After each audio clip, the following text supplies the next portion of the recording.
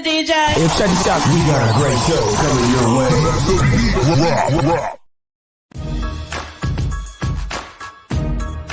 From the ECSI Sports Studios, it's the Midday Market Report with Jeff Dawson.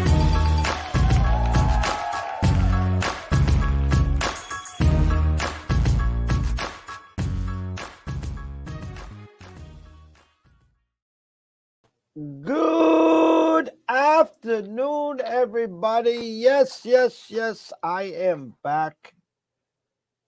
Show number 4. The show must go on. That's what they like to say.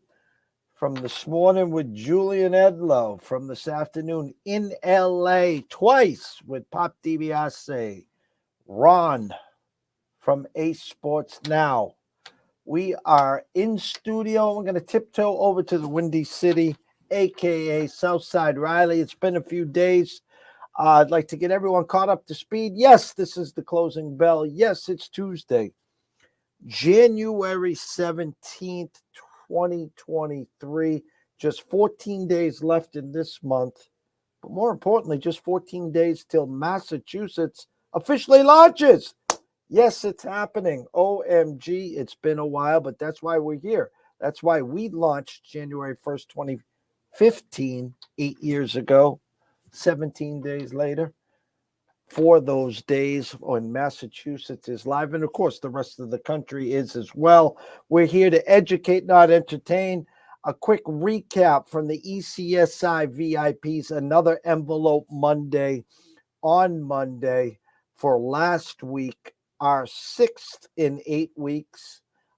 We had one pass/push and one losing week 2 weeks ago, 2.53 units. I think it was a 2.38. Sunday, actually, let's go back to Saturday, 3-1. Sunday, 3-0. We hit our action parlay for plus 438 and plus 708.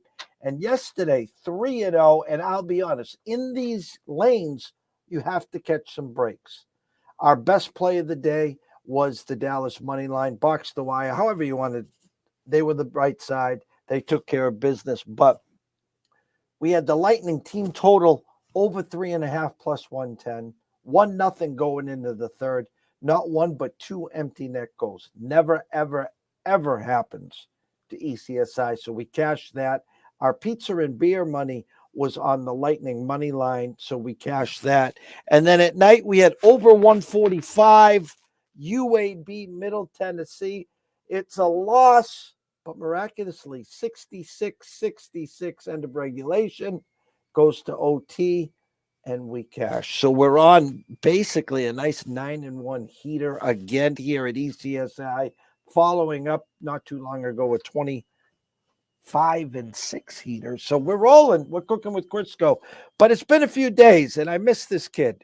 He's the son that I never had, and this kid is our eyes in the sky in Chicago. And I was mad because our dog of the day, we went to the NBA on Sunday, was OKC, and I thought of him immediately. But why I was really mad is I left the Bulls on the desk, and they had already covered.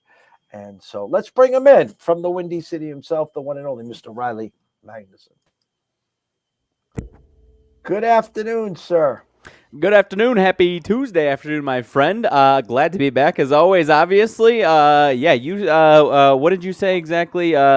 Got to catch a few breaks in these lanes. I had a great weekend and last night with Dallas of NFL, but my Saturday at college basketball was bad break after bad break. I've been going a little, maybe cutting back the volume this upcoming few weeks. I had a great Saturday the weekend before that with a little bit higher volume than usual, and had a few rough breaks as far as, let's see, Creighton -7, they win by 6, and Providence doesn't foul at the end, and I think NC State -3.5, and it's a jump ball instead of a rebound and a foul to put them at the line to go up by 4. So maybe a couple that were a little sharper than I realized, but you said it. You got to catch some breaks, and in one way, you're going to catch some breaks. You're going to catch some bad breaks, but obviously you gotta stick to what you know and keep plowing through. But thankfully, I had a very good NFL weekend. Really, only as far as sides and totals, Dallas last night was one that I had been eyeing for a long time, as waiting to fade that Tampa Bay team in the playoffs.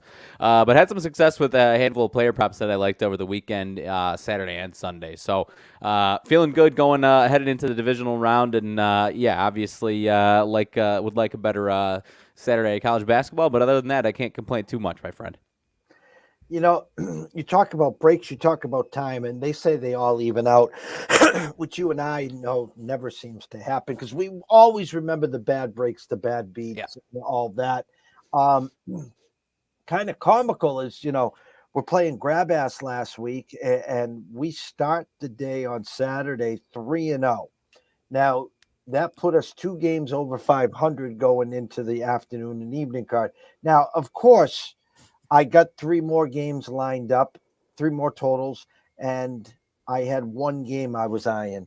And you just sit there. It's so hard to win 1 game, okay? But to go 3-0 in a day to collect 3 units, that's a big thing. Now, an action junkie can go 10-6 and say, Jesus, I just made 3.5 units, Jeff, with 3.4 units or 3.3 units. Yeah, with 16 pieces of action. I hope so. God bless you. So I'm weighing it out. So long story short, I released BC +3 against Wake, I think it was. Wake Forest. Nowhere to be found. And the funny thing is, those 3 totals I had on the desk, 0-3. So again, it's the discipline, it's the timing in life. If those were my first 3 games of the day were 0-3, I'm thinking of shutting her down. Hey, we'll take a swing on the action parlay on Sunday. We go 3-0. I release the BC game. We lose there. But again, timing breaks, and then Sunday was comical. We had the over in the Giants game. That was our best play. That with Dallas for the weekend. We had OKC +5.5 and +175 in the money line. They take care of Brooklyn with a strong fourth quarter. We had the Ravens +10. We bought 1.5. And we had them +370 on the money line. So we had 4 parlays, just small ones. But the other 2, here's the comical part. The other 2, if the Ravens won outright, we're paying like +14 to 1 and 21 to 1. And the funny thing is, someone just happens to tweet out upset alert, and I'm not lying. The next play was the fumble on the 1 and the 99-yard return. And I am the most superstitious person in the whole wide world. I do not put my plays out there for the VIPs until they are graded. Jeff, well, why don't you after tip put your plays up? I'm superstitious. It has nothing to do. I don't care. If someone DM me and goes, after the game start, what are your plays? I'll gladly give them to you. Sure. But I just don't put them up. I'm so superstitious. So, but the end all be all good story is we had a future on Cincinnati in mid-November at 14 to 1. So they move on. But it's just part of these lanes. It is part of these lanes, and as far as good breaks in the NFL, I still would have went positive, but I had James Cook over 38.5 rushing yards, and he goes back and forth, positive, negative, ends up landing on 39 exactly. So the other ones I had were pretty much no sweat as far as player props. But no, you're going to get some bad breaks. You're going to get some good breaks, and I agree with you. As far as tweeting upset alert or anything like that, I am with you. I have no interest in getting ahead of myself like that. And ironically enough, obviously different type of QB sneak. He tried to go over, which obviously was the mistake. But I think so many of these other QB sneaks around the league on Saturday, Sunday workout, maybe only 1 or 2 in the end zone or so, but so many 4th and inches and these QB sneaks are working, and the biggest one of the entire weekend, obviously goes 99, 100 yards the other way. So the Ravens, obviously tough beat for them. I'm glad we get Bengals and Bills this upcoming weekend. That's going to be hopefully one of the best games of the year. So I will be excited for that one for sure. I talked all week. I'm a numbers guy. We read the market here. I truly, truly, firmly believe in the opening number, trusting and respecting it. It is our job from there to create the story with the happy ending, what Vegas is trying to tell us and preach to us. And then our job is to win, grin, and profit. That's what we do here. The one opening line last week that just stood out like a sore thumb was Dallas, opened -3 versus a Tampa team, Tom Brady 7-0 lifetime against Dallas, 2-0 as a Buccaneer. This year alone, 2-point favorites at Dallas for the home for Dallas's home opener to start the season. Dallas has looked so bad the last 4 or 5 weeks, yet Tom was a 2.5 point underdog. That was the first one. The second one, when you had 6 games all lined up on for the last weekend, shocked in my eyes that the highest over-under was Minnesota and the Giants at 48.5. So those two stuck out to me.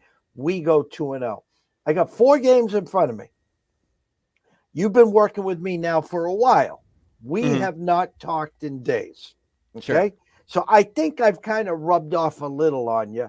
I'm going to give you the opening lines and I'll give you the totals too. And there's one that sticks out like a sore thumb. And I'm wondering if you will get it. Okay. In my eyes, doesn't have to be in yours. In my eyes. Sure. Okay. I'm giving you my overnight numbers. Okay. Sure. Kansas City 9.5 with a 52 against Jacksonville. Philadelphia 7 with a 47.5 against the Giants. The Bills 4 and 50 against the Bengals. San Francisco 3.5 and 46 against Dallas. I don't know about you. The one that it was a little eye-opening to me, and especially with obviously a bye is helpful, but I don't want to say limping into the playoffs, but not playing their best football. An Eagles team as a 7.5 point favorite after being a 7-point favorite in New York, and now only 7-point favorites at home in this time. I am surprised, or not surprised, honestly, but the Giants and Eagles spread kind of stands out to me a little bit as I'm interested in the Giants in out of those 4 spreads at least. I was talking to Ron earlier about that one. They were 14-point favorites week 18 against the Giants. And it was Giants were sitting everyone. Eagles needed to win for the number 1 spot. Yeah. And then in New York, the Eagles put up like 48 against them when Jalen was healthy. Yeah. So his words were, and I said the same thing. I was like, I don't see Phil Simms. I don't see Eli Manning. I don't see Amari Tuma and a bunch of those, but they got that feeling. And he goes, I think like the Seattle game where they played a good first half, and this is a big if Jalen Hurts is healthy, then eventually they'll wear him down and Seattle, like the Seattle. So good eyes. The other one, though, as far as eye-opening, the Bills being -4.5 is kind of eye-opening to me with how good I think people. I mean, everyone respects the Bills, but I think people respect the Bengals enough to where I think a lot of people are going to be flocking to the Bengals over a field goal underdog in that spot. That was 1A, and again, opening numbers. Okay, so if Vegas wanted Buffalo money, they would have opened at 2.5. It would have went to 3, 3.5, 4. Right. So my opening number, I'm like 4. And the funny thing is, it's now 4.5 at Circa. It's 5. Here's one for you. Our friends at South Point, Chris Andrews, Jimmy Vaccaro, they must have got a boatload or they're making a stance because they now have it at 6. And I don't have any information like someone's out or something. Yeah. But that's a big difference. You could go run right now to Circa and grab Buffalo -4.5 and then go run to South Point and take Cincinnati +6. And if it lands on 5, you're a hero. So, but yeah, that number was intriguing. Here's my number one siren. I'll even Okay. give us a little intro. All right. Now, I talked a week ago about Philly plus 170 to win the NFC. Sure. I talked about San Fran plus 180 to win the NFC. The number that stuck out like a sore thumb that just didn't add up was Dallas was plus 500. I was like, wow, something smells here. So Dallas looks like ass for 5 weeks. They traveled to Tampa. They beat up on Tampa. Now, here's the catch. They have 2 less days of rest. I know. Okay. And they got to go to San Fran, who's sitting there all lathered up. But Vegas opened that number at 3.5. I said there was 2 key numbers here. There was either going to be that 5.5, 6, which told me it was a 49er number. 3.5, now 4 is telling me again it's a Dallas number. I'm not disagreeing with you. I was wondering if that's the one you were going to mention. I don't disagree with you at all, honestly. I've been saying for a while, I can't remember who said it, and I totally agreed, and we haven't seen it, and maybe it doesn't happen, but the Brock Purdy regression, if you want to stand on the hill and say it's coming, it's fair to say that this one would be the one where it's coming. So I am not disagreeing with you at all. Obviously, if the 49ers defense turns it up, and raises hell for Dak and company, that wouldn't shock me either, but I would not be surprised if this was first 2-3 turnovers is the deciding factor in this one for sure. I got a 46 with a 3.5. And on the show, as we spoke, Jeff Benson and Mr. Metcalf dropped their number to 3.5 minus 5 cents, which means the next move is to 3. So again, Ron goes up, they're making a stance. So again, Circa is saying, hey, if you like the Niners, come on down to our place. It's only going to cost you 5 cents of juice, unlike some places 10 or more. So they are making a stance. If it lands on 3, they're heroes. So a 46 and a 3.5, it's not going to be 27, 21. So basically, you're at that 24, 21 number. Is it 24, 23? The other thing that you kind of sort of have to bring up, which is unlike a positional player, if you get the yips, that's one thing. But when a field goal kicker gets the yips, it's a whole nother story. And if he goes up there and misses 2 extra points, or they need a field goal, I mean, that has to be at least a little in the back of your mind. For sure. And I think people betting on this game are going to, before they click on the Cowboys, they're going to think long and hard if they want to do that with Brett Maher. And TJ jumping in here, I mentioned to him last night on Twitter, wouldn't surprise me if, and he stuck him out there. Obviously, they had the game in hand, so it was easy to roll him back out there for the last extra point or whatever it was. They kept him on the sidelines for that field goal. But I mentioned to TJ back in 2012 it was, Mason, and it's happened a couple times. I can't remember if the second time was with McCarthy or not, but Mason Crosby, when McCarthy was with the Packers, had that one year where it was like 63% from field goal. It wasn't extra points, so it was totally different. I mean, the extra points were kind of ugly, but ironically enough, he was fine extra points, but it was like 63% after, above 80% the year before, and then ultimately bounced back and was good that next year, and then for a good stretch after that, but he didn't really bounce back in that season. I think I checked in the playoffs, and he was okay in the playoffs in a couple of games, but it wouldn't surprise me if Mike continues to roll him out there, regardless of the situation. Unless if he botches the first kick, then maybe they go for 2 the rest of the game. But would not surprise me at all if they let him out there and maybe he's 3 for 3 heading into the game deciding kick or something, and everyone's going to be on pins and needles, but.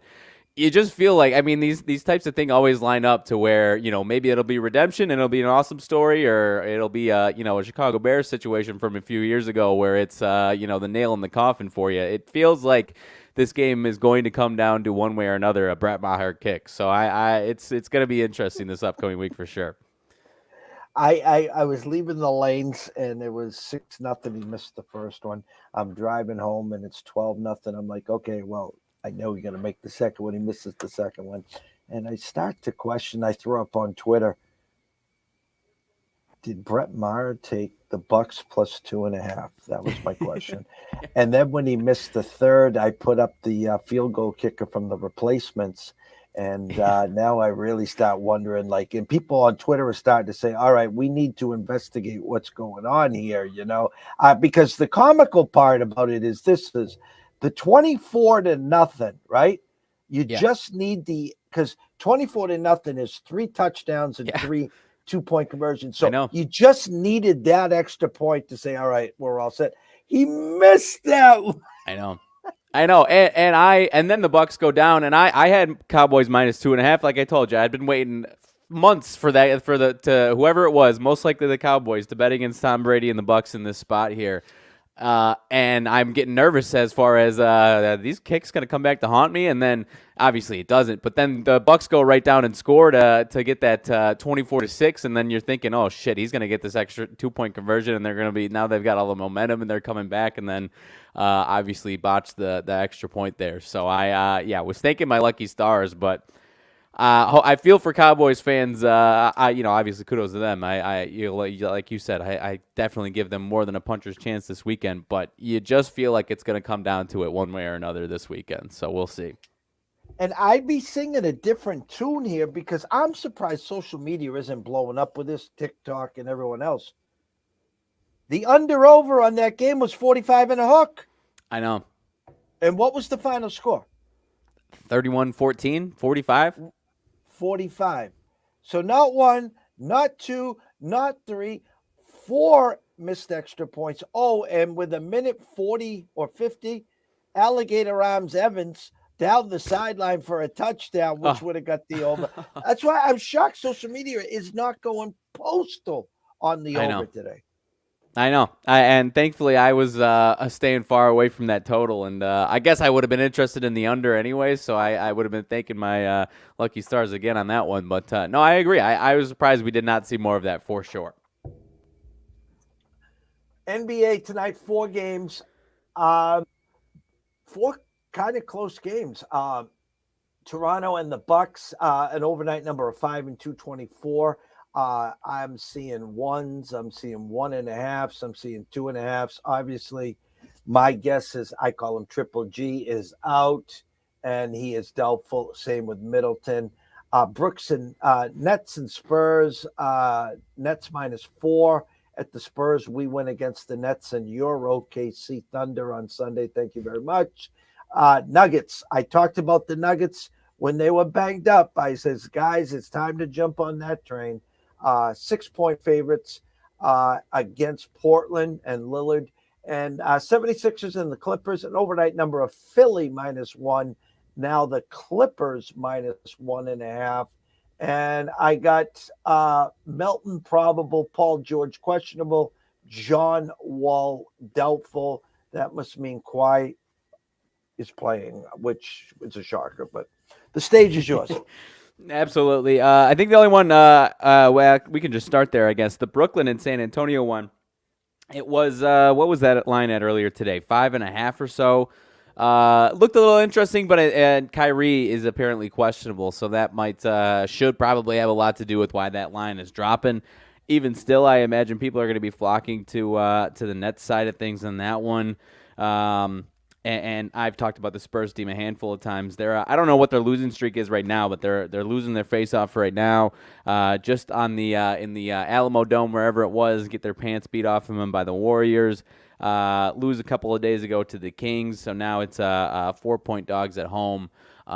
Would have definitely been more interested at the like I said, I think it was 5.5. I didn't write down what that number was, but I think it was up at 5.5 earlier in the day. Would be a lot more interested wherever it was there, but. Looks like Kyrie is out, so I'm just staying far away from that one. This, again, we talk about how many all of these injury issues and games going the opposite way, anyways. So I'm staying far away from that one. The first TNT game, Toronto and Milwaukee. I'm seeing some differing lines here. A few spots have the Raptors as -1 favorites. A few spots have the Bucks as favorites, -1.5 in this one. And like you did say, Giannis was doubtful, right? I heard you correctly there, correct? Yeah. That is correct. So that one, especially with Raptors team that's starting to play really, really well right now. I know 4 of the last 5, or at least starting to play a lot better. That's the one team that I've been clamoring for them to finally turn things around, and they're starting to. I had them yesterday. It was an afternoon game, so back-to-backs, so a little bit more rest than a typical back-to-back. It was a day game yesterday, regardless. Back-to-back there. That one is a little interesting. Not sure if we have any splits on that one, but I would be pumping the brakes on the Raptors for that one.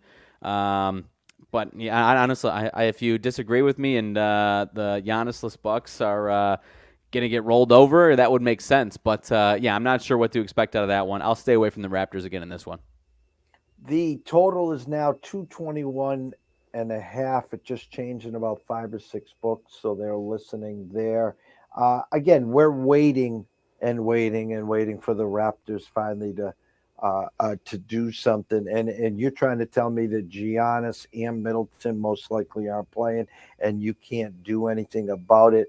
I'm starting to lose faith in this Raptors team. We talked about this at the deadline in the Wembayamba sweepstakes.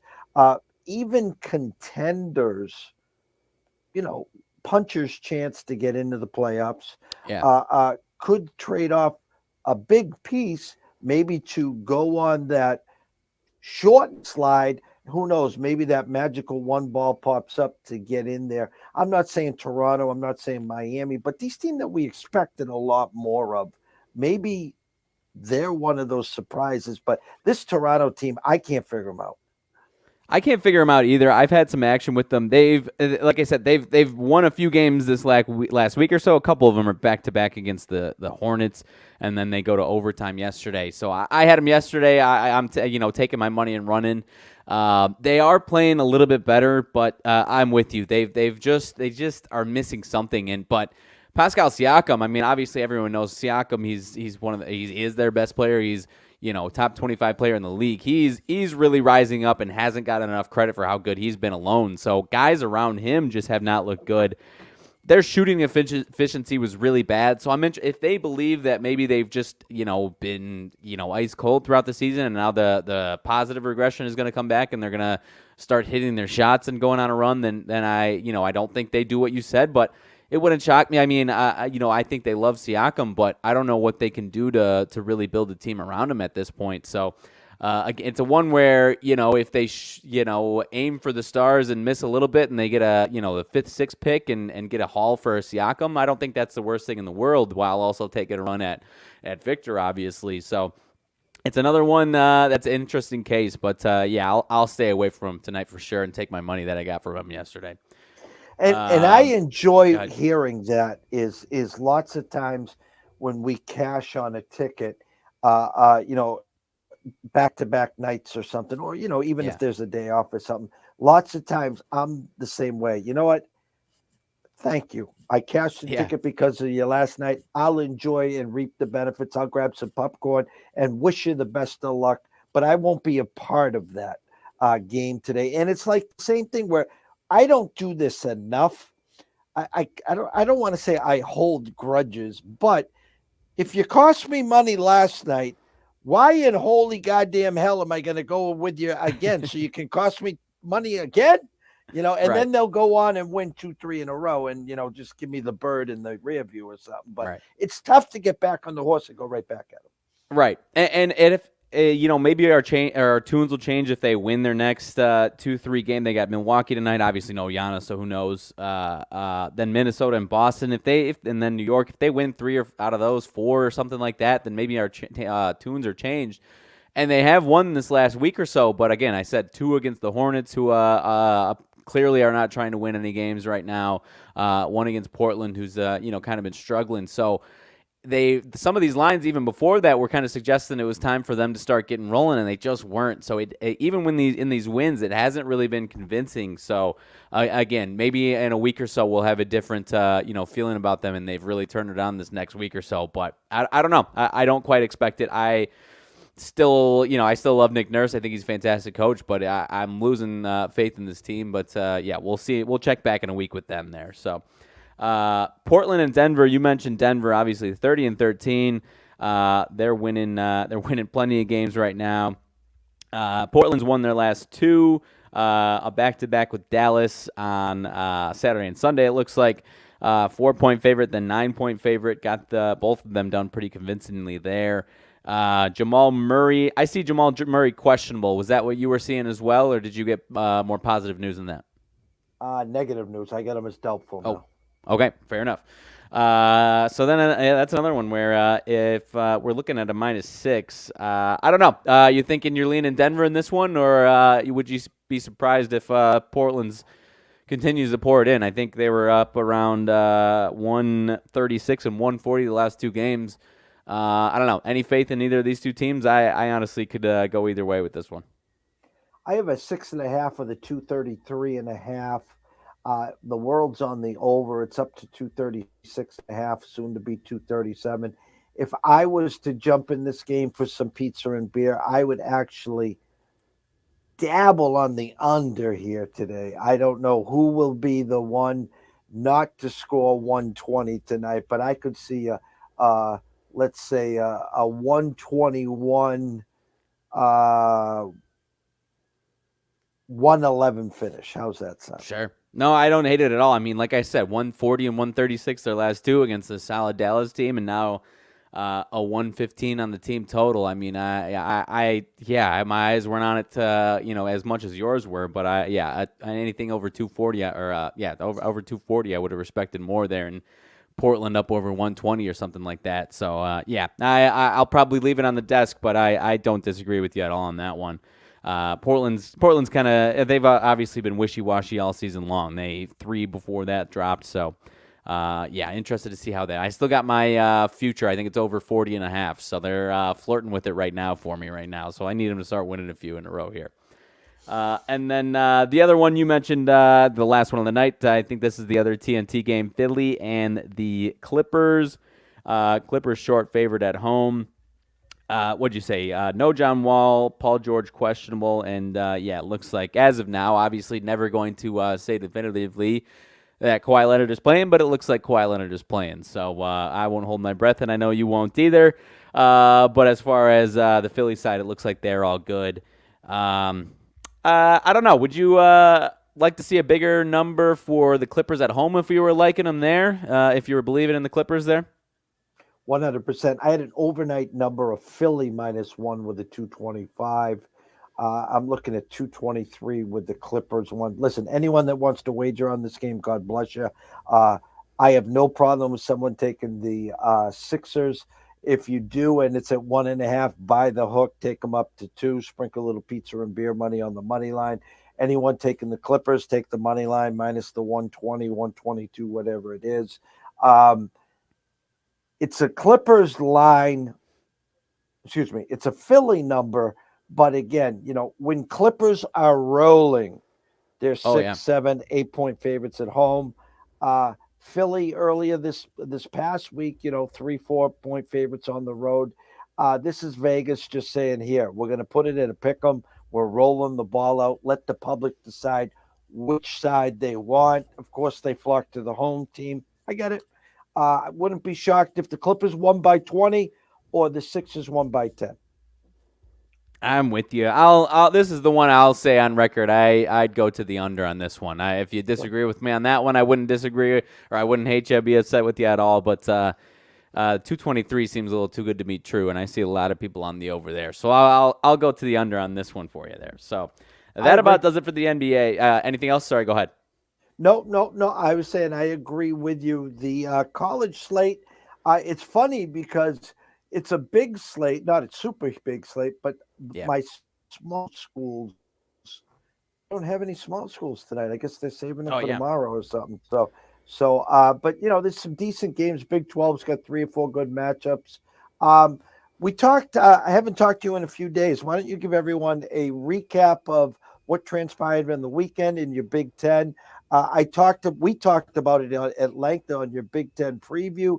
The Purdue-Michigan State game, kind of thought trappy. And, good first half by Purdue. Michigan State backdoors the cover. Had a chance for the win. Comes up short. But what happened in the Big Ten over the weekend.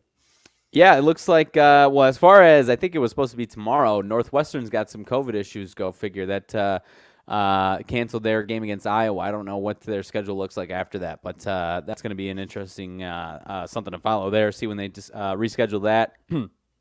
But we talked on Friday. Since then, Illinois, 2 wins by Illini, a nice win on that Friday night against Michigan State. You and I also lean towards Purdue getting a nice not bounce back because they didn't lose, but should have lost to Nebraska the first time and took care of business, obviously, the second time by 18, 15.5-point spread there. So, and then obviously, dogfight against Michigan State that was yesterday, or excuse me, Sunday.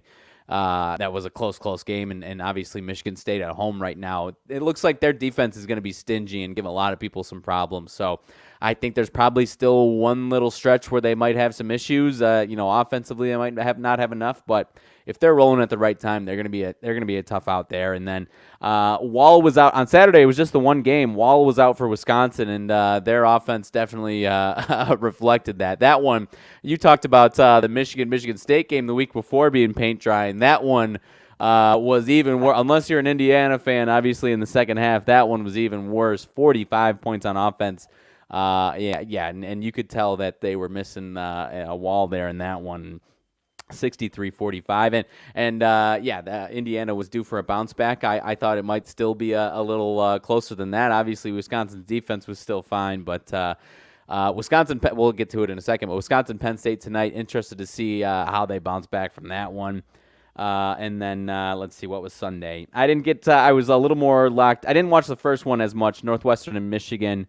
Looked like Michigan took care of business for the most part in that game. I was talking about Rutgers and Ohio State being just about a coin flip, basically going to be these two teams are just pumping out classic after classic, and Rutgers obviously gets the cover in the end in overtime there. So tough to go to the rack, and those two teams are just tough as hell. They're going to be maybe both of them got a little regression here coming up, but at the end of the day, those two teams are stingy, and they're going to be fighters come in March there for sure.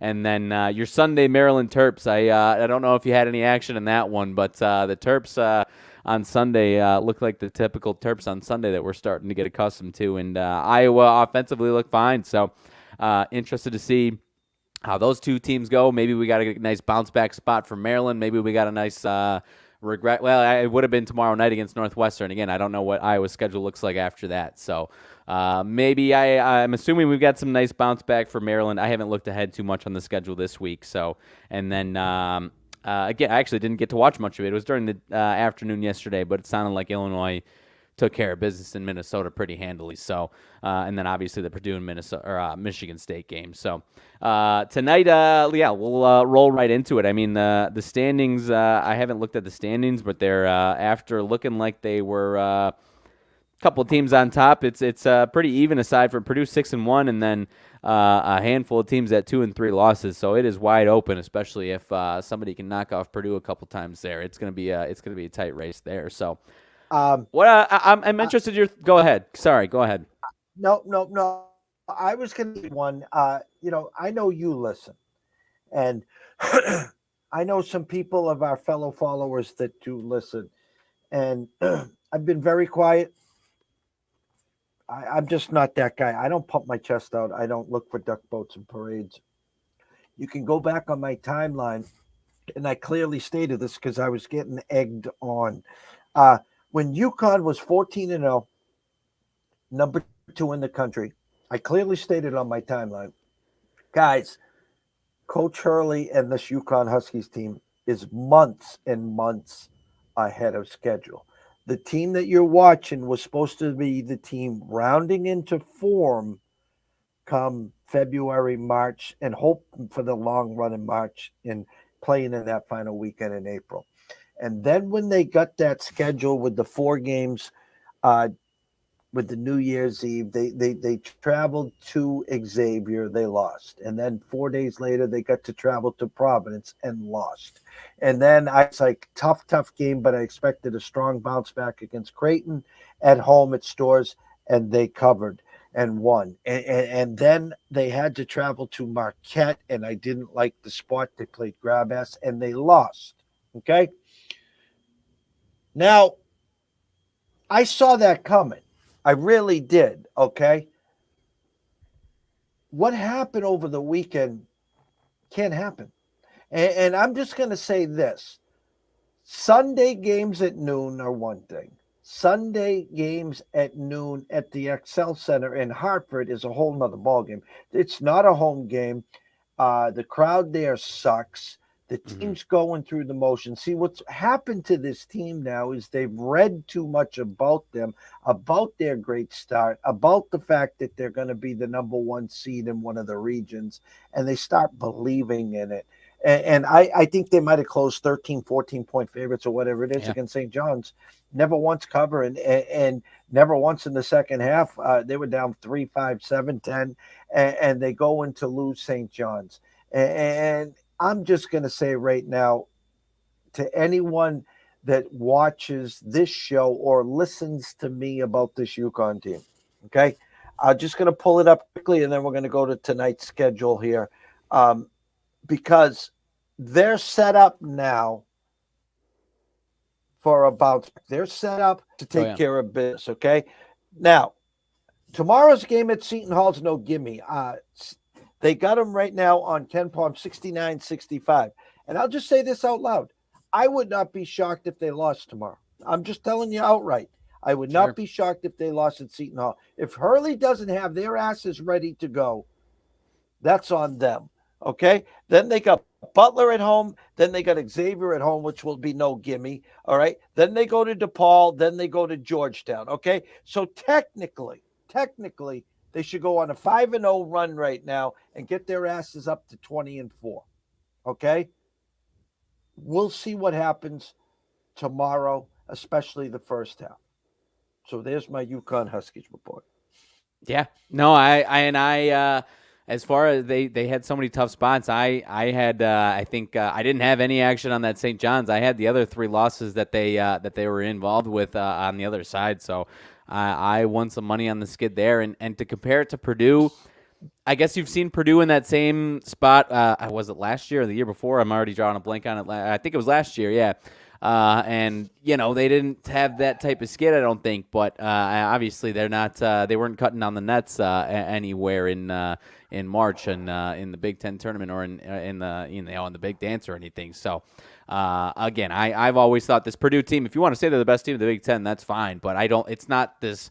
It's not head and shoulders above anybody. Anybody can beat them, and we've seen so many close games with them. It's nice to have Zach Edey if he's rolling. Obviously, I saw him. It's nice to have him as a go-to on the last bucket if nobody can hang with him. But I think somebody will pick him off here a couple times here before things are all said and done.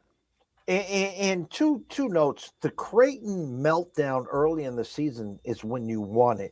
You don't want to go 14-0, come into conference play, and already think you're going to just walk through the conference because there's no way in hell probably UConn's going to win the Big East now. Okay. Second of all, I talked about Georgia football. Hats off to them 2 years ago. I didn't have them winning this year. I had them in the Final Four, but I didn't have them going undefeated and them winning 65-7. The point is they're two-time champs. I didn't have Kansas winning it at all last year. And I was not out there on the Bill Self duck boat parade saying you're coming back and going to do it. Hats off to Kansas. This damn team just don't go away. It's the scab. I think Danny Manning's out there with some of the other guys. They just are rolling. I had Pop DiBiase on today talking about Kansas, and I'm like, listen, the best team in my eyes in the country is Houston. But I will put Kansas and a handful of others. But you can pick off Houston with a hot shooting night. But the point of the matter is I didn't talk about this Kansas team. Obviously, we're going to talk about them tonight at K-State. But yeah, I didn't have them on the radar. Well, what's interesting is, even in their best years, they usually have, and they almost had it, but they keep fighting through and winning these games. But they usually have that 3 or 4 game stretch, kind of what UConn is going through right now, honestly. And you have the Bill Self kind of disheveled trying to answer for these questions. And ultimately, he just says we kind of, I think a couple times he flat out said we just stink right now. And then they bounce back from it. So, but obviously that, like you said, they've just fought through it. They had 2-point win at home against OK State, 3-point win at Texas Tech. The last 2, 4 points at home against Oklahoma, and the other day only a 2-point against Iowa State in a dogfight. So I don't know if that's the ugly stretch and they're going to get back to rolling here, or if they still got an ugly stretch ahead of them. But no, I'm with you. Yeah, hats off to them for sure. They're I agree. Houston is the best team in the country, in my opinion, as well. But there's not, it's not like they're, again, kind of like I just said with the, the Big Ten Conference. There's not, I don't think it's, in past years where it's this big bad team that's going to, it's going to take a miracle to bring them down. I think there's going to be plenty of teams that have a chance at, making a run in March this upcoming season. Kansas, Houston, and a handful of other teams are it. So, having said that, plenty of good games tonight, though. Go ahead. The board's yours. Let's just kick it off right there since we're talking about Kansas. Kansas and Kansas State, 16-1 Kansas, 15-2 K-State. Kansas just lost over the weekend at TCU. That was one of my lone winners on Saturday, actually. So losing day for sure in college basketball for me on Saturday, but that was one game that I had as a winner there, and it was one that I picked against them 2 times in a row. They ended up battling out Oklahoma State and taking that win. I had Oklahoma State earlier in the week, last week, and obviously Kansas State battles them out there. But the biggest thing is that their offense has regressed here. So this is obviously the biggest game that people are talking about probably in sports today, in my opinion. So I don't know. What are your thoughts with this one? I could kind of go either way. I see on the one public book, I see plenty of people still backing Kansas in this one. But at the end of the day, unlike maybe in past years, Kansas has kind of handled them kind of year in and year out for the most part here. So are you feeling continued regression for K-State from the heights that they were? Are you feeling regression from Kansas in general, and maybe K-State's this is their Super Bowl almost? What are you feeling in this one? I could go so many different ways with this one. Ken Palm's got Kansas number 7. They got them winning this game 75-73. I go back to January 3rd and January 7th, the Tuesday and the Saturday stretch, where Kansas was short favorites at Texas Tech, and they won 75-72. Then they come back on Saturday, short favorites at West Virginia. They win 76-62. Okay? Then they get to come home and play 2, and they beat Oklahoma by 4, and they beat Iowa State by 2. So now I look at Kansas State here. Number 26 on Ken Palm, 2 losses. 1 to Butler earlier this year. Then they rattled off 3, 6, 9 in a row. They just lost at TCU by 14, a perfect peekaboo spot. And they get Kansas and Texas Tech back to back. So this is make or break time. Now, part of you wants to say K-State hasn't lost 2 in a row at home all this year. It's a great spot. It's a great bounce back. They were peaking. And it's one of these sizzle or steaks, okay? And I'm going to just say it this way. Are you going to ride the Ferrari, the car that's been there year after year after year, or do you want the lesser model, the luxury Camaro, which is like the hot thing right now? No disrespect to Kansas State, none. No. 0-0. Someone wants to buy the hook, take K-State +2, sprinkle a little something, pizza and beer money on K-State tonight. Knock yourself out, because I have no problem with it. Someone wants to go to the window and play Kansas on the money line, minus 118, 120, 122, whatever you get. 0 problem with that either. I know one damn thing. I won't have a penny on it. I will have pom-poms and popcorn. I'm with you, man. I am excited to watch it, but I am just so. This is about as torn as I've been on a game this entire season, almost. So, I don't know. Was the total speaking to you at all, or are you feeling the same on that one as well? Obviously, K State was putting up monster numbers, and their offense has regressed the last couple of years. Ken Palm's got a 148, and let me see here. We have a 148 as well. It's pretty spot on. And so you got 75, 74, 74. First one to 75 wins. How's that? Yeah. And that was another. I had not only TCU in that game. I had the under 148 and a half in that game, and I thought I was cruising to an easy double win, and then I walk away, and the next thing you know, TCU's up by 15, and then I come back, and 20 points have been scored in 2 minutes, and I'm like, what the hell is going on here? Just dribble the clock out for damn sake. So I will stay far away from this one to not have that taste come back into my mouth. No need to try and alleviate that one. I'll happily take my win with TCU on the spread the other day. So I am excited to watch that one though. Actually the first one of the night, Mississippi at South Carolina. Did that one? I haven't seen too much of South Carolina. They've been pretty. I wouldn't even say hit or miss. They had the big win against Kentucky a week ago today. Got the doors beat off of them by Texas A&M. Is this a reaction to that game?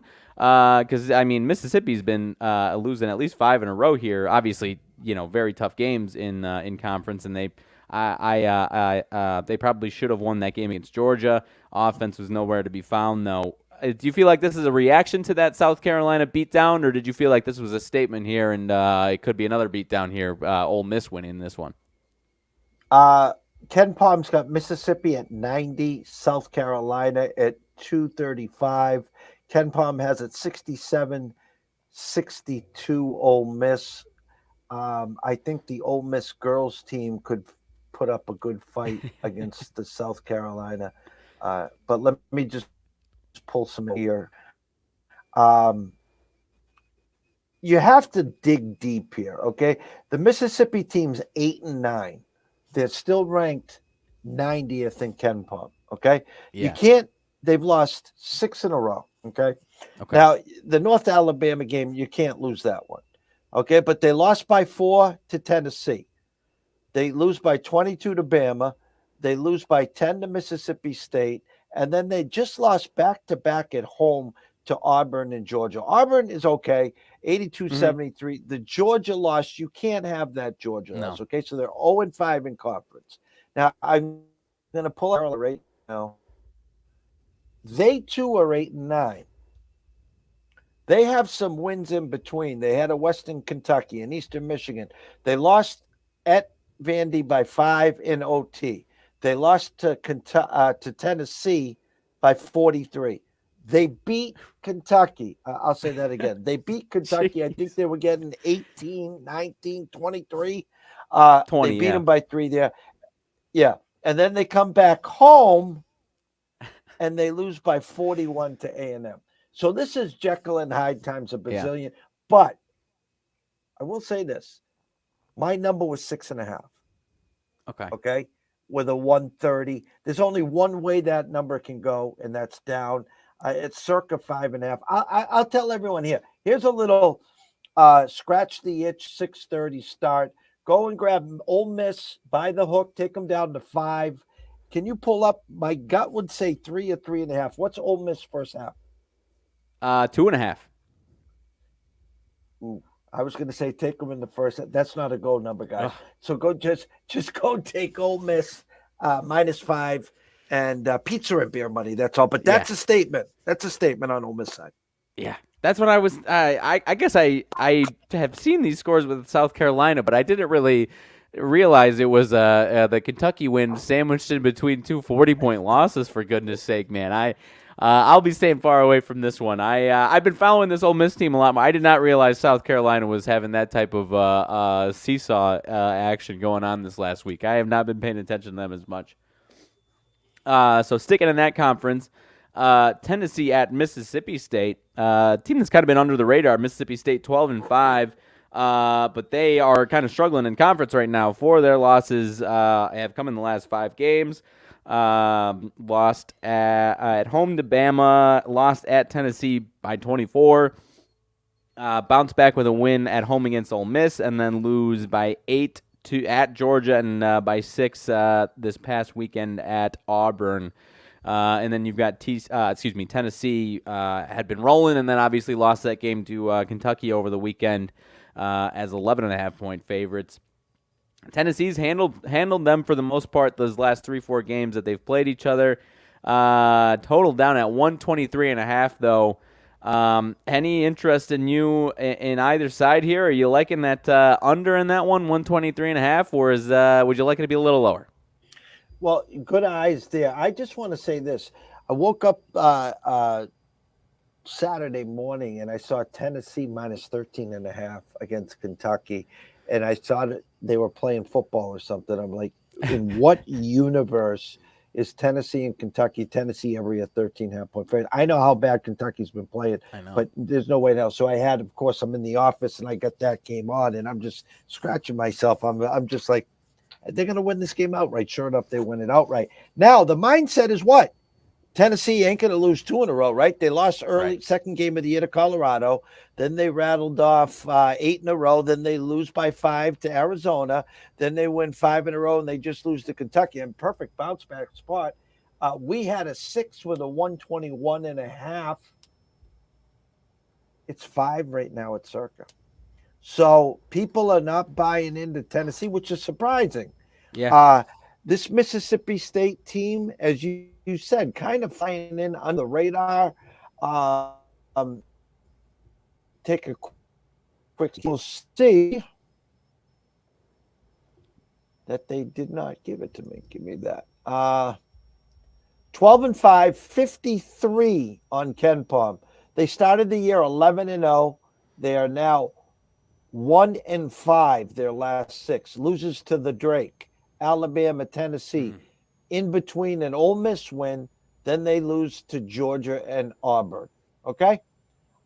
Someone's drinking the Kool-Aid down at Mississippi State. I lean that way, but I tell you what, I have a 121 as the total. You got it right now at 123 and a hook. I think the safest play is to buy the hook to 124 and take the under and enjoy it. If you like Mississippi State today, no problem. You can follow the wave. I'm just telling you guys, just be careful because Tennessee is a barking dog coming off a loss, and they can play defense. I know. Hey, it was one that opened my eyes, eye-opening to me. I have so much trust in and like this Tennessee's team so much, and it was hesitating to me. Kind of like that other one, 2.5 in the first half. Is that I imagine there's going to be plenty of teams, plenty of bettors interested in Tennessee in that first half with that short line there. So I don't know. Let me explain again what Riley is so nicely giving you. There's certain things called go numbers. Okay, so when a team is a 6-point favorite for a full game, your go number is minimum 3.5, which it isn't. A go number in the 6 is 4.5 first half. That's like saying 6 for 40 minutes, but they're telling you 4.5 for 20. They're expecting them to get out early and take care of business. When they're telling you it's 2.5 on a 6, they're telling you, come, don't rush. We got another line right here. They want you to take Tennessee minus the 2.5 in the first half. Just like they did, they want you to take Ole Miss first half minus 2.5 against South Carolina. I'm just telling you, be careful. That's all I'm going to tell you. Yeah. I think I might have to. I might have to take some type of piece out of that game. That's yes. There's a few things that I am interested in, but getting selective is definitely the way to go. And I don't know. Tennessee might be in for another loss tonight. Who knows? That's a little sketchy on that one there. Is the first half under over? It's a 123. So that's 61.5, less 12, 51.5. Did they give you like a 48.5 or a 49 in the first half? 57.5. They gave you 57.5. Yeah, 57.5. Okay, I was 57 and a doing it half, and then actually. 65 and a half in the second. Okay, 57. I have and I subtracted that. Okay, all right. I mean, I again, I'd be looking under, but um, those two games again, something smells real bad. That's It all I'm really gonna. does. Buyer beware. It Buyer beware. It really does. It absolutely does there. So let's see here. You mentioned Houston. They're 11, 10 and a half, 11-point favorites at Tulane. Aside from Houston, I have not had much action in that conference. I have not followed that as closely. They were just 23.5-point favorites and only won by 6 at home against the USF last week. 9.5-point favorites on the road against Cincinnati, won by 13. Is this one telling you anything, or do you feel this one is fair line here? No, it's stench times 10 in my eyes. I haven't seen enough. I will say this: 12-5, ranked 80th on Ken Palmer. A loss to Nevada and a win. A loss to Western Kentucky and a win against Louisiana Monroe. A loss to Fordham, then a win to Buffalo. A loss to Georgia Mason, then a win against Mississippi Valley State. A loss to Cincinnati. Now, conference play, they've now, after the Cincy loss, they've won 5 in a row. Memphis, Tulsa, Temple, SMU, UCF. That UCF 8-point win is a nice win at home. They beat SMU by 9 on the road. Nice win. They won at Temple. This team is good this year. I bring up this Houston team who is one and only loss was to Alabama by 6. They've won 8 in a row. South Florida, Cincinnati, SMU. My initial thought is it's a trap, and the number looks low to me. I think I'd respect it more with Houston. I had them at 10.5 overnight, and the public's going to do one thing to that number. They're going to take it to 11, which they have. I would rather have seen that at around a 13, and the public would then be on the Tulane side to take it down to 11.5 that way. So I think Houston's going to win. 147, 77, 77. What is, okay, let's play the game here. 80, 70 is 150. Did they give you 78 in the hook on Houston team total? I see 79.5. 79.5. So they're going to tell you they're not going to get to 80. Yeah, the number smells to me. Houston wins, Tulane covers. How's that sound? Fair enough. I mean, compared to maybe you don't want to compare it, but that Purdue game against Nebraska, kind of similarly ranked as far as KenPom, and you got a 15.5, and they take care of business and win by 18. I mean, 10.5, 11. I don't know if you like to compare it like that, but no, if you're looking at it like that, it definitely smells a little bit there. So I don't dislike what you're putting down on that one at all. We shall see. We shall see. Let's see. Let's see. There's some other good games here. Plenty of MAC games. This is another good one. Texas and Iowa State. Iowa State minus 2.5 at home. 132.5 on the total. Two good defensive teams. Yet we're looking at a 132.5. I guess Texas's games have been a lot higher pace though. In their games, typically a little at the higher totals. Right around where Iowa State is, I guess, there. Texas has been rolling a little bit this last week and a half. 56-46 win at Oklahoma State. Beat TCU but don't cover. Beat Texas Tech this past weekend at home but don't cover. And then Iowa State obviously had been rolling ever since that Iowa loss for the most part, and then just lost at Kansas by 2 there. Any thoughts on these two teams? A little bit, kind of interesting matchup in this one. I see the public mostly on on Iowa State at home here, minus the 2.5. Any interest in the road dog here in this one, plus the 2.5? Yeah, I think everyone expects a bounce back. It's tough to go to Kansas and get all lathered up and lose by 2, and now to come home and be facing a Texas team. Now, I know they've gone through the turmoil with Chris Beard and everything. I do lean the dog here. Let me see. It's at 2.5. Buy the hook, take them up to 3. Sprinkle a little pizza and beer money on the money line there. Uh, 3 losses by Iowa State, Yukon, Iowa, and Kansas. And a Texas squad. Iowa State Texas squad is ninth. 2 losses, Illinois and K State. Um, I do like Texas tonight.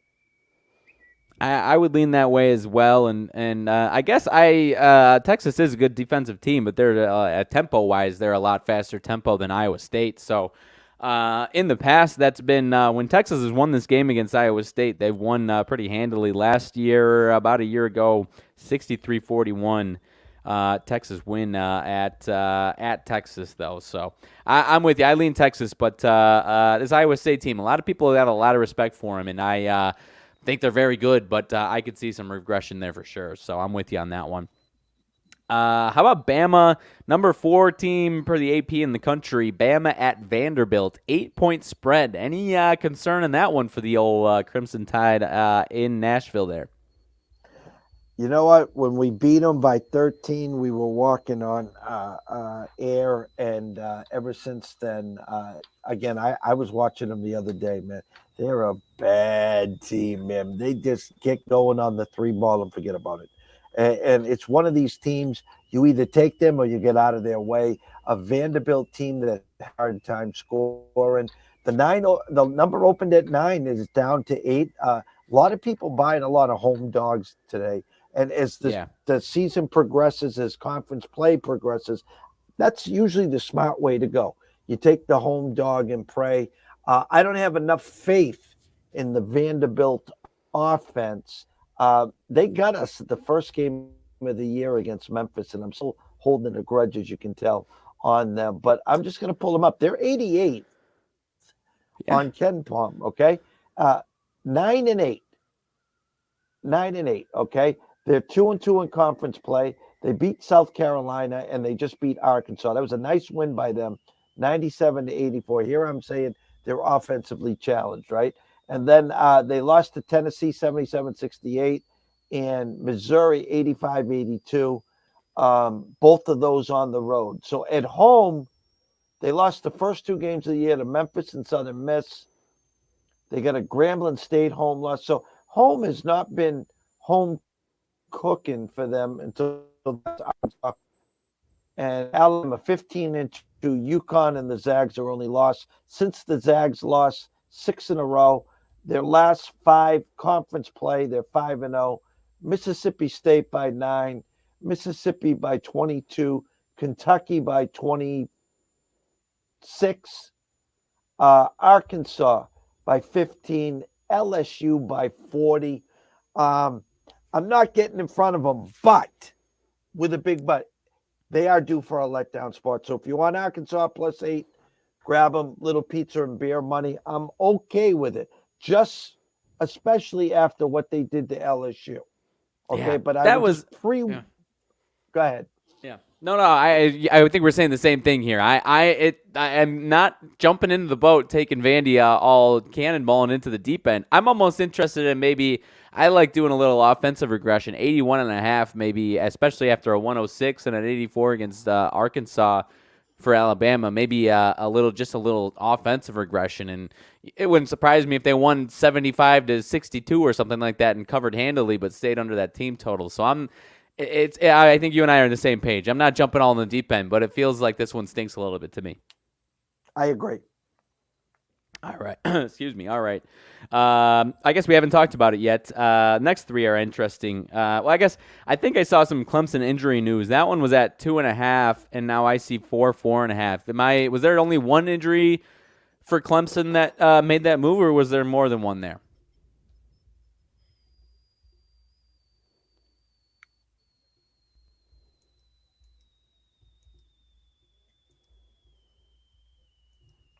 Come on. Both Chase Hunter and Alex Hemingway, both doubtful. Okay. So I did not see Hunter in that one. Okay.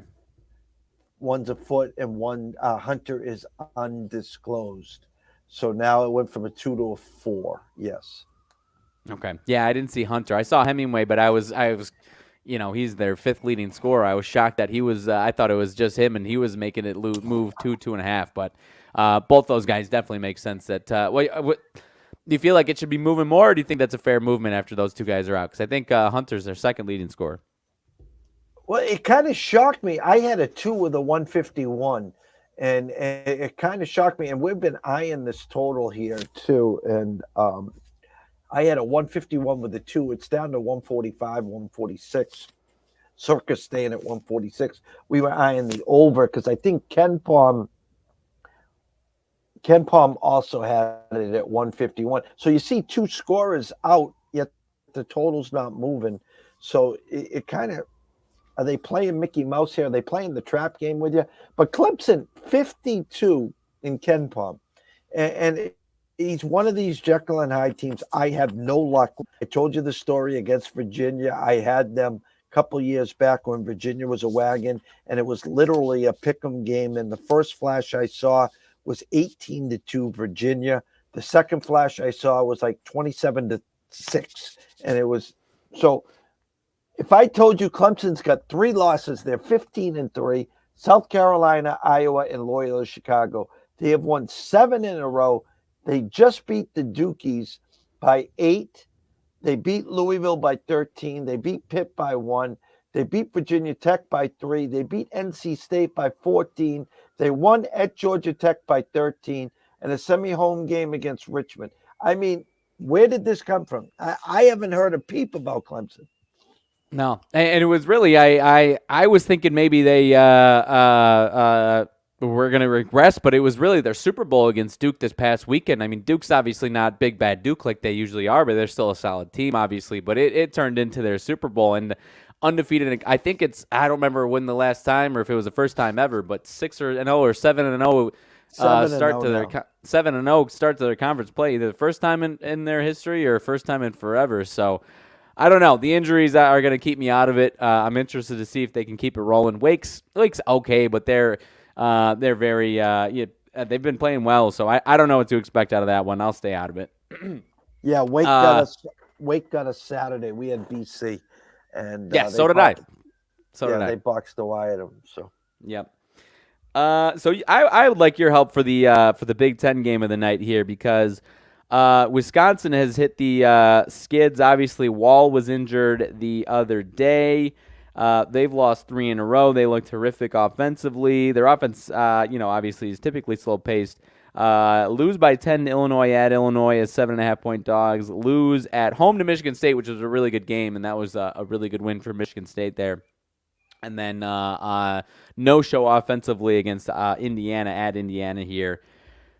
I just don't know that per Ken Palm, Penn State's 35th or something like that, and Wisconsin's 65th or something, somewhere around there. Seems like people still aren't quite aware of how solid this Penn State team is. What are you thinking with this one? I really don't have much thoughts on this one. It feels like Penn State should have a good chance of keeping this one close or even winning, but I just don't know if that's a statement, and I'm just unaware of the perception of these teams. What can you tell me with this one? Because I am a little lost. I had a 1.5 with a 129. Again, not the 112, 118, even 122s we're used to, but it's still under the 130 number. So I'm okay.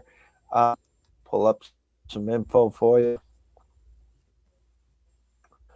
Ken Palm, 67 for Wisconsin, 38 for Penn State. So let's go to Wisconsin here.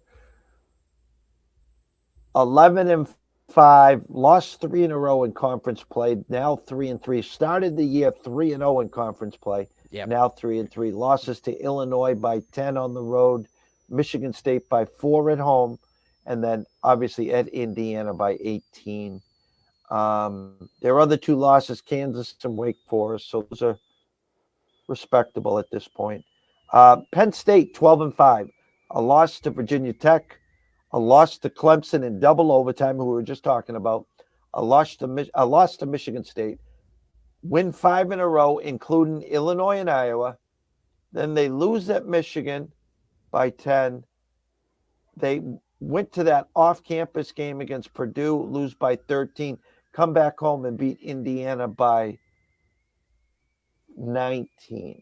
Um,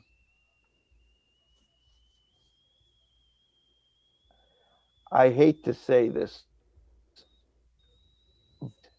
and I don't like betting on the come here. And I know everyone's going to sit there. Kyrie now is downgraded to miss, just to let you know there. Go figure. Everyone's sitting there waiting to see if Wall's going to play or not. The line movement tells me he's going to play. I don't like laying 3.5. If I told you to go to the window to buy the hook and take him to 3, what I would tell you if you wanted to play this game. And I know the number is going to be out a little higher than I wanted, but here's what I would tell you. I would go to the window. See, here's a true sign for you, okay, Riley? Wisconsin opened up minus 150 on the money line. Yeah. 165 at Circa, 170 at Westgate, 175 at DraftKings.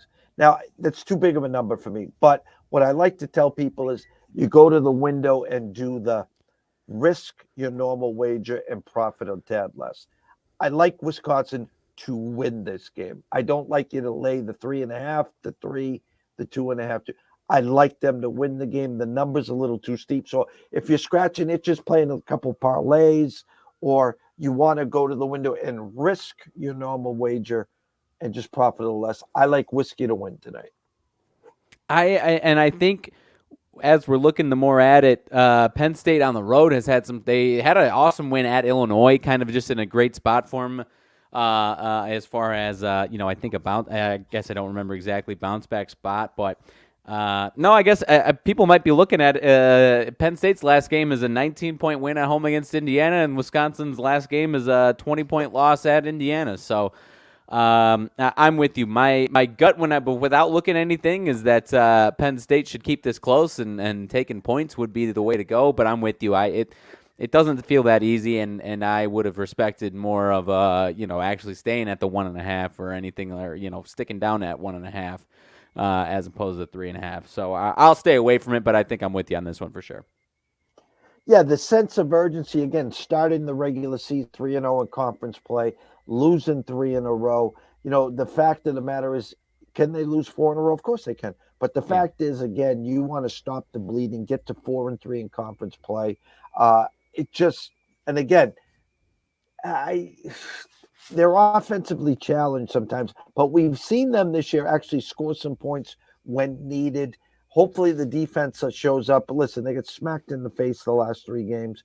It's a sense of urgency and a wake-up call for Wisconsin tonight. Yeah. No, I'm with you. And I've always respected Wisconsin's home court advantage. So, and a loss in their last home game as well, and only a 3-point win before that against Minnesota. So I could see a nice statement win for them here at home. The last one that I had interested in mentioning at least. Actually, we'll give 2 more here. I didn't see this one earlier, but everyone talks about Kentucky. They lose the 2 games, the ugly game against South Carolina, then bounce back against Tennessee. Georgia's been actually playing really well, 13-4. They've won their last 2 against both of the Mississippi teams, Mississippi State, and then at Ole Miss this past weekend. 11.5. I'm not making you go to the window, but is that a statement for Kentucky and now they're fixed all of a sudden? They've exercised their demons, or would you be willing to bet that they're coming back to earth tonight against Georgia? My overnight number was a 9 with a 136. It's now 135.5 with an 11. I think the public has worked their magic. As you said, they're cured, they're fit. They're into Tennessee, and they took care of business. Now here comes that Coach Cal team that we thought, everyone was expecting.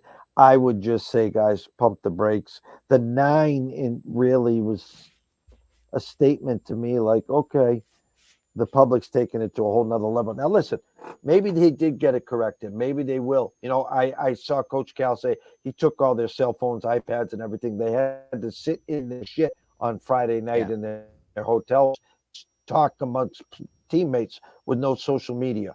So maybe they take it to the next level. I think it's a little inflated number. A 135, 65, 65, 75. So Kentucky gets to 70 and covers and wins today. I'm not running to the window and laying 11 and a half, 12.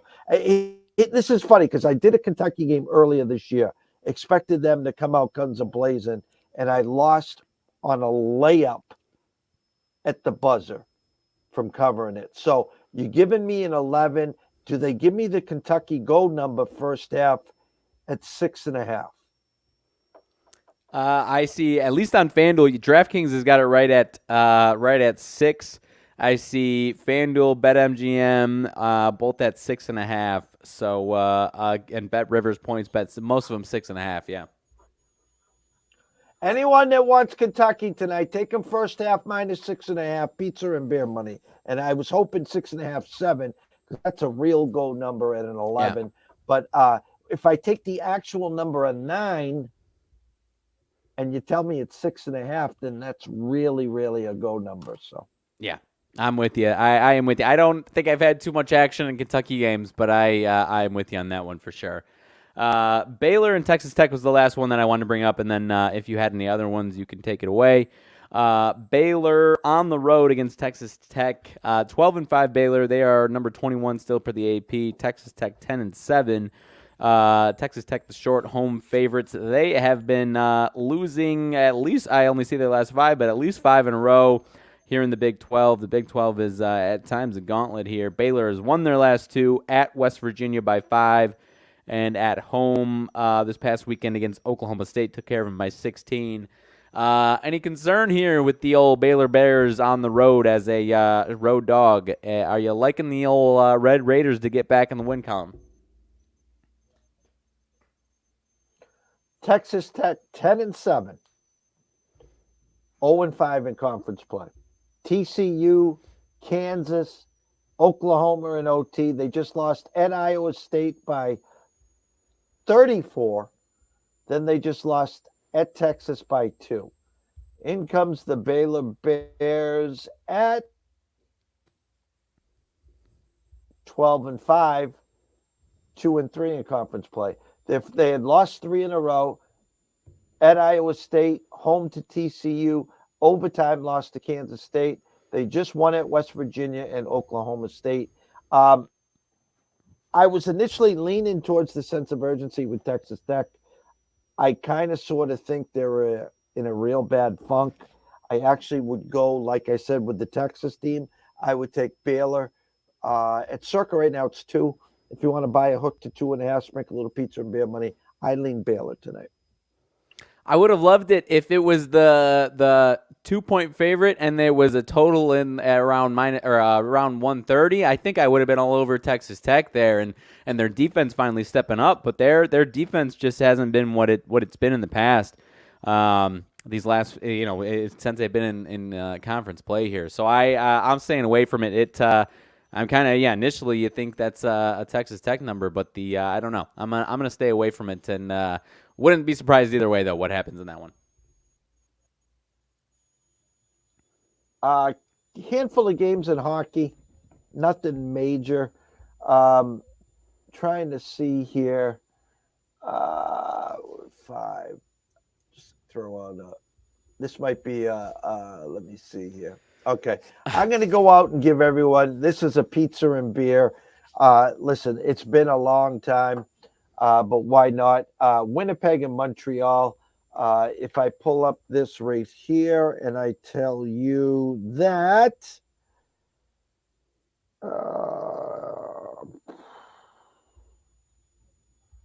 the Canadians actually have won 3 out of the last 5, and it's been against Nashville 3 games ago, and then St. Louis.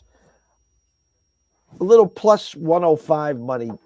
Montreal team total over 2.5. You can get them plus 105 right now. They kick the field goal, we win. They're playing Winnipeg. Winnipeg is a minus 250, under over a 6, over minus 15. We won't get involved in the results there. We'll just get involved in the Montreal Canadiens to kick a field goal tonight. What about we're in the tank race, so I'm kind of hoping for some tanking for Bedard action. But my Blackhawks just gave up 8 goals the other day, and plus 160 at home. Again, I'm not a hockey guy. I have not watched the Blackhawks in weeks. I am hoping we tank and get the number 1 pick. But does that one feel fishy at all or no? Well, prior to that, you lost to Seattle 8-5. And then you beat Colorado 3-2. You beat Calgary 4-3. You beat Arizona 2-0, coming off a loss, Tampa 4-1. This Sabre team leads the NHL in like scoring and shots on goal. Losers of 4 of the last 5. They just lost to the Panthers 4-1. They won at Nashville 5-3. Then they lost to Winnipeg 4-2, to the Kraken 4-3, and Philly 4-0. So what I would suggest if you wanted to get involved in this game, Buffalo team total over 3.5, minus 130. Your Blackhawks team total, they expect your Blackhawks to kick a field goal today too. But that's a minus 145, over 2.5. And it's an under over a 6.5, over 21. So if you wanted to scratch an itch, Riley, I would tell you, go take the over 6.5 and then grab some popcorn and pom-poms. Fair enough. I will not be scratching an itch on that one. My itch for the Blackhawks is the number 1 pick. So it feels like one where I jump in trying to have some faith in the Blackhawks, and then they lose, and I gotta be mad that I lost money, but help us in the tank race. So I'm keeping myself out of these Blackhawks games unless someone like you or Andrew McGinnis tells me to go ahead and it's a Blackhawks party tonight. I'm staying away though. Well, I would just say this is, if you do, I don't know what the ticket prices are for the Blackhawks right now. I know when you were a wagon, they must have been expensive. I can't believe that they're not giving them away. Go to the local convenience store, spend $20 and get $20 off a ticket right now for the Blackhawks. With that said, if you get Bedard, you better get the balcony seats now, because this is a generational talent. I am with you, and I'm trying to pull it up right now. They are very reasonable. They're not giving them away. They still sell decent seats or tickets with as long as Patrick Kane's in town, and Taser in town, they'll still sell a decent amount of tickets. So obviously we'll see if that continues. But I will not be venturing over there tonight for the old Blackhawks tonight. Closing thoughts. Closing thoughts. I think I didn't watch too much of it, but it looked like the end of it was exciting. Obviously, we've got plenty of action tonight in NFL going on, but golf is going to be heating up from what it was. Obviously, a ways away from getting the real eyes onto it. But I love when they come back into the actual stateside and get the California swing. So today's Tuesday. I think tomorrow we might be putting something out for some golf action. So they are in La Quinta, California. So the American Express Open or tournament, I don't know what it is, but keep your eyes peeled. Maybe you and I will be talking some golf this week and going forward. They'll be in California for a few weeks, and then I think head east after that. So, golf will be heating up. Don't be, again, like I said, it was a nice, it seemed like it was an exciting tournament the other day, but, plenty of basketball and football going on. So I didn't have a TV to spare for the golf the other day. Well, it's funny. It was our first week of the, speaking of that, I have to get the other one in, of our one and dones. And I took a swing in the Patrick Mayo Cup, which we cashed last year. And then I took a swing in Rick Gaiman's as well. And again, first tournament of the year. And you want to go find guys, with value, but guys that you never use again. So yeah. I got T. Kim, who was the favorite, 1050 to 1. So plus 1050 doesn't make the cut, nowhere to be found. He actually started the round -2 the first round, and then he ended up +2. Thanks for playing. My other guy I took was Russ Henley, who was second last year, never got lathered up, finished 28,000 or something. But here's the funny thing. I was the guy last year that had Scotty Scheffler week, and he was leading after round one and missed the cut. In the next, he had a bad second round and missed the cut. So it's so hard to do. Lead the first round and be so bad that you miss the cut, which is my bug. And then Scheffler goes out to win 2 out of the next 3 tournaments, I think. And I shook my head. But Jordan Spieth did the same thing. Jordo leads the tournament after round 1 and misses the cut. 64-75, huh? So just keep an eye. I call it in dog racing and horse racing the flash and fade. So especially in dog racing, the ones that snap out of the gate and then they see the rabbit and they're going and then they just give up. And then the next race, they usually hit the lid and go all the way. So I haven't done enough research to say it. I don't know what is. Do you have any golf odds in front of you right now? Yes, I do. There's plenty of big names this weekend, so definitely good tournament to watch. Rahmer is the favorite right now, 550. Okay, which is Tiger Woods in his prime numbers there. Yeah. Is Jordo playing? If so, what's his odds? I don't see Spieth, unless my eyes are missing him. I don't see Spieth. It's okay. Yeah, no. Cantlay is number 2, 950. Scotty Scheffler's in there, 10-1. Then it drops down a little bit. Tony Finau, 15-1. Zalatoris, 19. Schauffele, 20. Your guy Tom Kim there, 20-1. Sung Jae, 21. And then the names drop off a little bit. Still good guys. Cam Young, Sam Burns, Tom Hogue. In that, Cam Young, 21. And then a few guys after that goes to 31. To 1, and Siwoo Kim 34 to 1, trying to win back-to-back weeks there. Exciting stuff. Glad to have you back. It's been a busy day. I'm going to go take a powder, and I'm going to wrap up today, number 5, with Brady Tinker at DFS Sports Beat, and we're going to do some sportsbook confessions. Myself and Riley will be back tomorrow between 4 and 4:30. I'll have Andrew McGinnis. Tomorrow's Wednesday, correct? Yes. Yep. Okay. Andrew McGinnis at 1 o'clock. On Thursday, we'll have Dan Alexander at 2:30. Friday, we'll figure out a time, if available, for the Big Ten preview. If not, we'll run it on Saturday, and we'll get everyone caught up with some football. So, from myself, Jeff Dawson at EC Sports Invest, from the one and only Riley Magnuson at Riley_Magnuson. The one, everyone, so much information out there, a ton of games. Sprinkle a little something on a few of the games. Stay in your lanes. ECSI VIPs, an alert will be out soon. Otherwise, we will see you bright and early tomorrow afternoon. Behave.